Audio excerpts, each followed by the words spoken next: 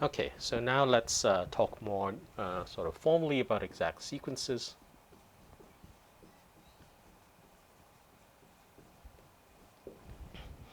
Okay, so we saw an example of how to compute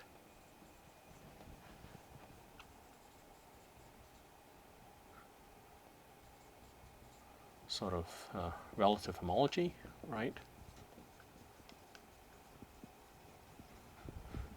From sort of other homology groups.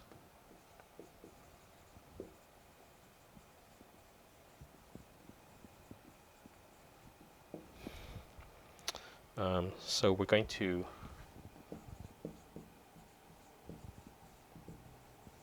consider sort of general methods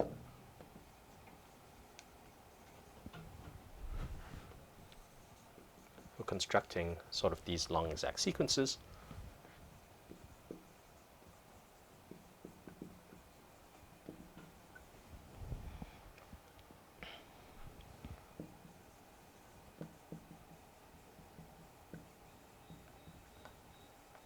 And then this is going to culminate in what is called the Myvitar sequence, which more or less it's like gives you a way of, it's like breaking it down the problem of constructing the homology. It's like of a, say, a complicated domain by expressing it in terms of sort of the component pieces. So in particular, it's like it's a long exact sequence which involves sort of the idea of taking two domains, all right, and then expressing the homology, it's like for the union of those two domains in terms of the homology of the individual subdomains and the homology of the intersection of those subdomains. Okay, so, and we'll use this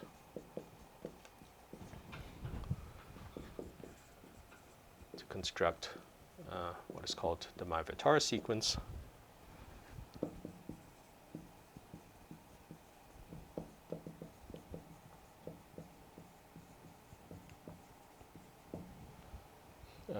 Which involves sort of, let's say, K, L, say, so these are two complexes, the union of K and L, and the intersection of K and L. Okay, so the Myvitar sequence is then going to tell you something about how the homology groups of K and L and K intersect L relate to the homology of K union L, and in particular to construct a long exact sequence associated with that. Okay, all right. So, so that's sort of the big picture. It's like about what we're going to do. And if you recall, it's like when we talked about this idea of the exact sequence, it's like for the pair, right? We said that the exact sequence for the pair, it's like comes from, in some sense, an exact sequence at the level of the chains. Okay, so let's use that as a starting point, and then first talk about chain complexes and chain maps. Okay.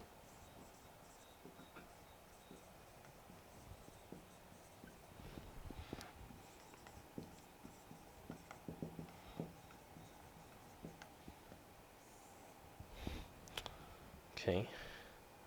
So, and in particular, we'll just consider sort of sequences or maps. It's like of vector spaces, and not worry too much about sort of simplicial complexes for a second. Okay. So consider a sequence of vector spaces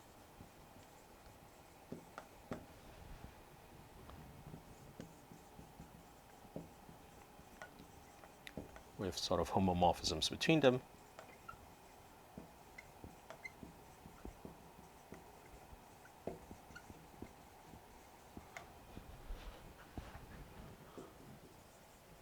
So let's call that script U, which is a set of vector spaces UP and connecting homomorphisms, homomorphisms little up, right? Where little up is a map from big UP to UP minus 1. So obviously the connection with the chain maps should be fairly obvious. And then what you want, of course, is you want this to be a complex. So that means that the appropriate composition, it's like of these homomorphisms sort of in sequence, right, vanishes. Okay, so let's say that if UP composed with UP plus 1 equals to 0 for every P,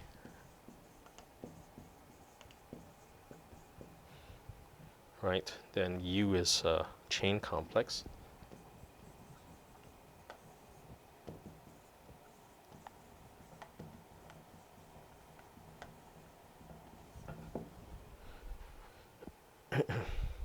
And the UP are its boundary maps, right?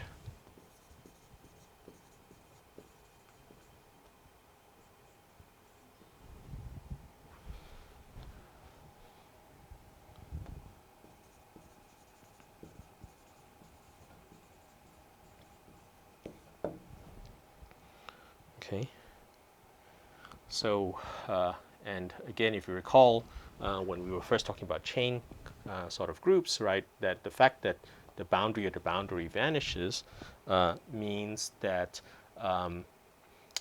every cycle is a boundary. Sorry, every boundary is a cycle, right? So, so yes. Okay, so you can define cycle groups. So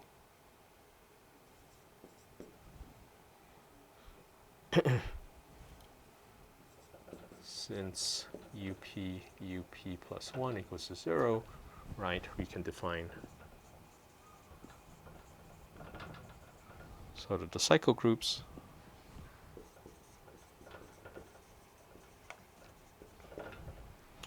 Right, ZP of U, right, is just the kernel of UP.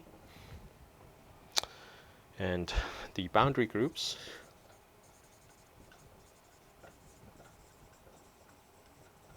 right, BP of U, right, is the image of UP plus 1, right, and then the homology groups.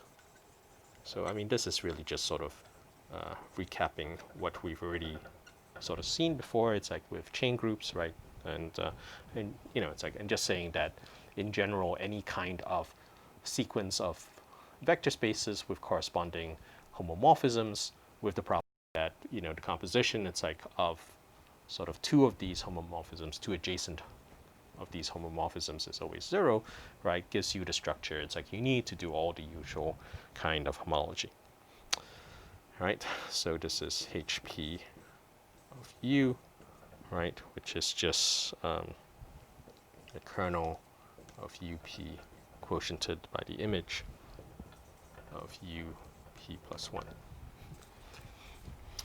Okay, all right, let's just write that. Okay, so far we haven't really done anything new here. And then, of course, the simple example of this U, right, the standard example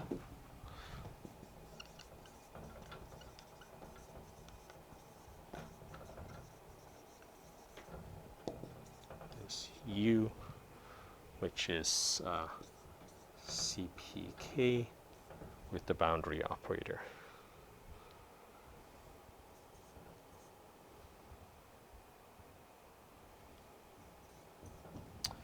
Okay, all right.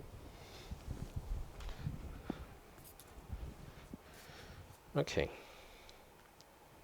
So we have one space. Let's add more spaces.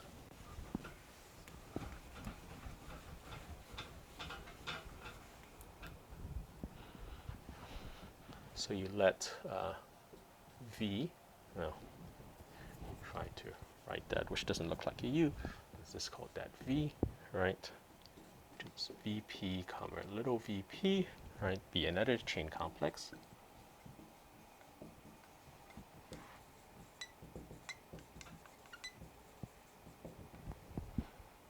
Then you can have a chain map between these two chain complexes, right? So a chain map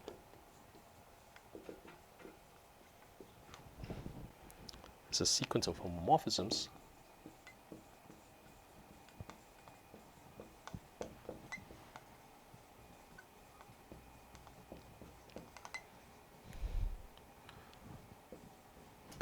between these spaces.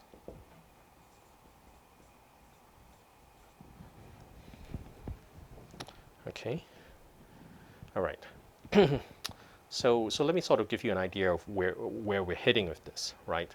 So if you recall, I had sort of said before that, again, let me try to illustrate this. It's like with the pair, right? We have this map CP K0 to CP K to CP K comma K0, right? So the way to sort of think about this, right, is that each of these chain groups, right, themselves form a chain complex if you consider all possible p's, right? So there's maps which go like this as well. So let's see, boundary P, boundary P, boundary P to CP minus 1 K0, right? CP minus 1 K and CP minus 1 K comma K0, so on, all right? So the point, if you will, is that, in one direction, right, you have the usual chain complex, okay, and in another direction, you have this chain maps. It's like between sort of the chain complexes, okay, and so what's going to happen then is that there's a way, it's like in which you use, it's like this kind of two-dimensional sort of sequence structure, right, to then compute homology. Okay, so that's sort of where we're heading with all of this. Okay, is the fact that you're going to have these sort of two-dimensional things. Okay, so let's go back to what we've talked about so far.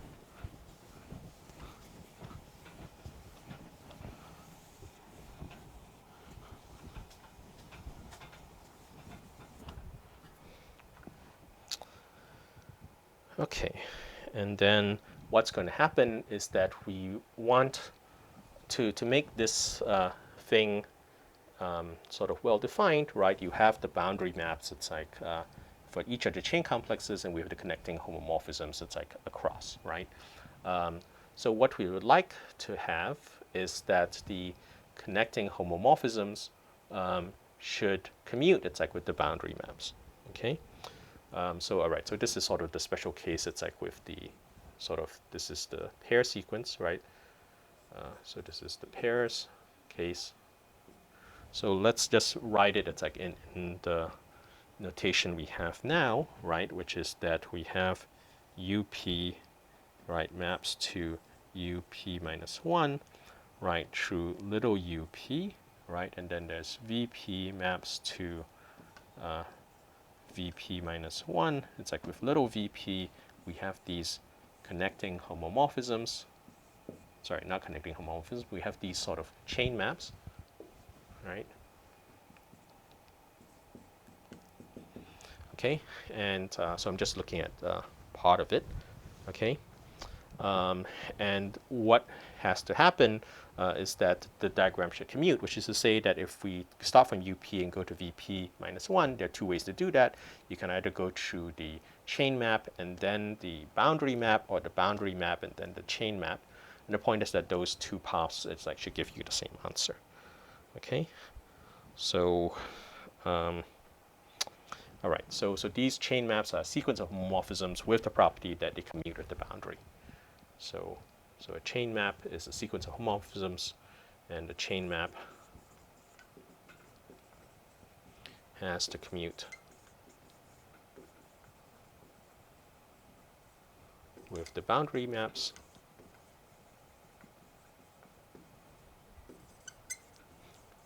Right, which in this case means that if you go here and then here, right? So that's this composition. That's equal to going here and then here.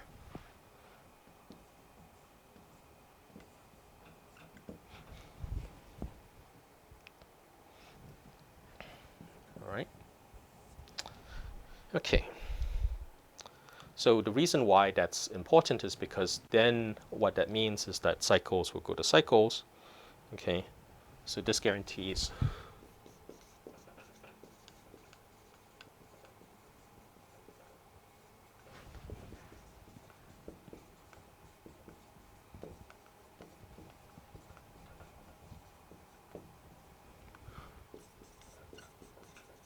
so in particular, what that's really sort of trying to tell you is that if you want, you know, it's like this sort of sequence, it's like this bi-sequence, if you will, right, to then give you something nice at the level of homology, right, it has to really commute at the boundary, and in particular, it has to map cycles to cycles. Okay, so in particular, the chain map of the cycle group,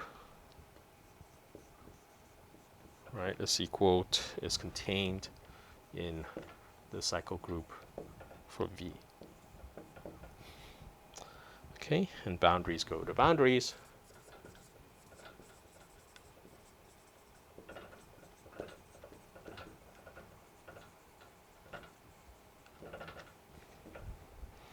So again, it's like the chain map applied to the boundaries,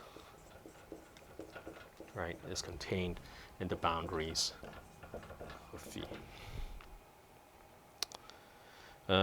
And then, as is the case, it's like with the induced map, it's like this implies that the chain map induces a map on homology, right? So this implies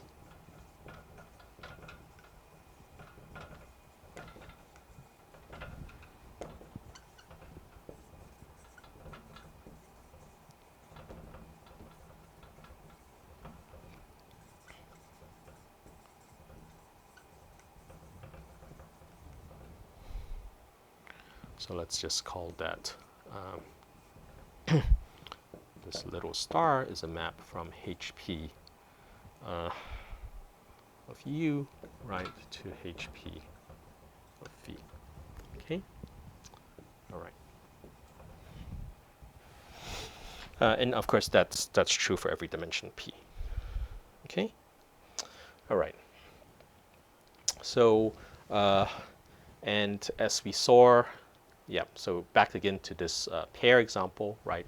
We saw that there wasn't just one chain map, right? There were sort of two chain maps, right? So you're sort of relating chain complexes, right? Three chain complexes, okay, in this diagram, okay? So, so let me try to write that now.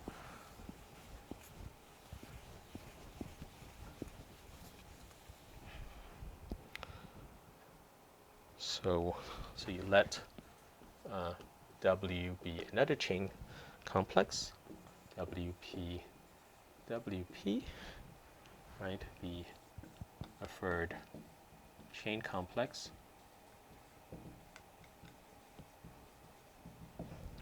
And then we have another sort of chain map from V to W.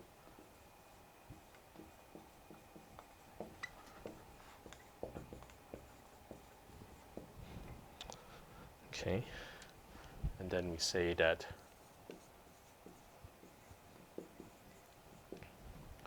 the maps from U, V to W, right, is exact,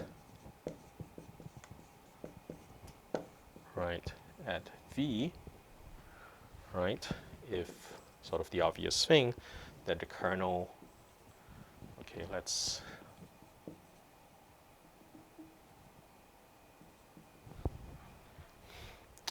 of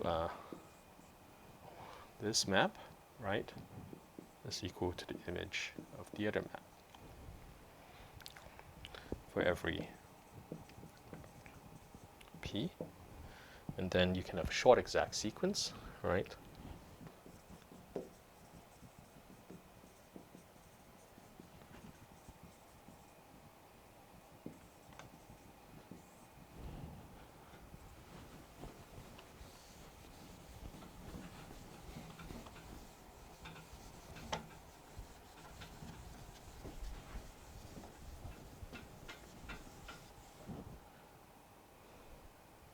This is a sequence of length 5.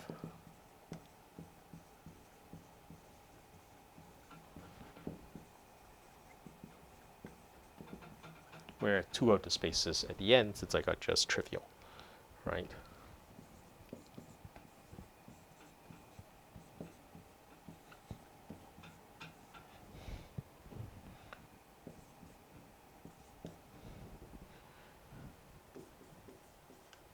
So that's sort of that begin and end with trivial chain complexes.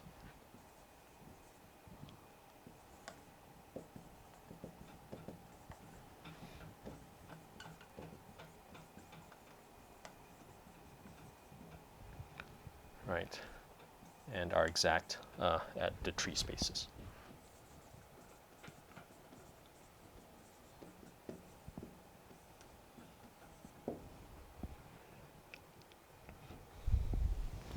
So this in particular, just basically a shorthand for saying that you have exact sequences in each of the dimensions, right? So this means that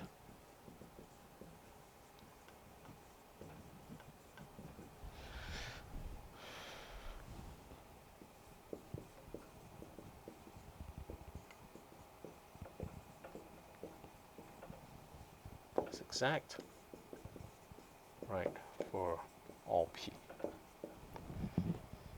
Okay, so in particular this implies that one of the maps is injective and one is surjective. So recall that this implies that VP is injective and psi P is surjective. And then furthermore that VP is isomorphic to the direct sum of U and W.